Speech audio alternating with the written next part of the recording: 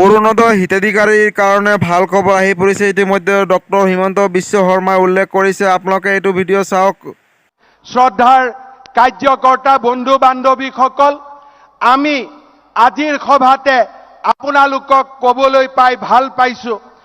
অহা 10 তাৰিখৰ পৰা আৰু মাত্ৰ কেইটামান দিনৰ পিছৰ পৰা প্ৰত্যেক মাহত অৰুণোদয় আঁচনি 1000 টকাৰ জাগাত 1250 টকাকৈ পোৱা আৰম্ভ হ'ব।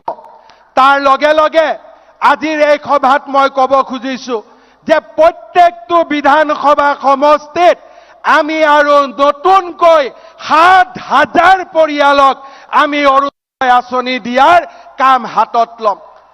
শ্ৰদ্ধাৰ কাৰ্যকৰ্তা বন্ধু বান্ধৱীসকল, অৰুণোদয় আমাৰ লক্ষ্য।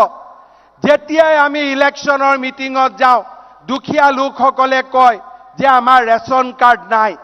আজিৰ সভাত আমি সিদ্ধান্ত ল'ম, আজিৰ সভাত আমি প্ৰতিজ্ঞাবদ্ধ হ'ম যে অহা 6 মাহৰ ভিতৰত আমি আৰু 50 লাখ ব্যক্তিক আমি ৰেচন কাৰ্ড দিম, বিনামূলীয়াৰ চাউল দিম।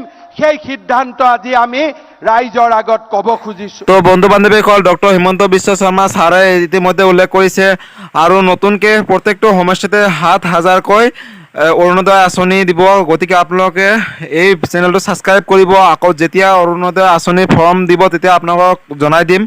আৰু যদিহে ভিডিঅ'টো ভাল পাইছে তেতিয়াহ'লে আমাক লাইক কৰিব, এটা ছাবস্ক্ৰাইব কৰিব আৰু ছাপোৰ্ট কৰিব, যাতে এই ধৰণৰ ভিডিঅ' আপোনালোকক আৰু দিব পাৰোঁ।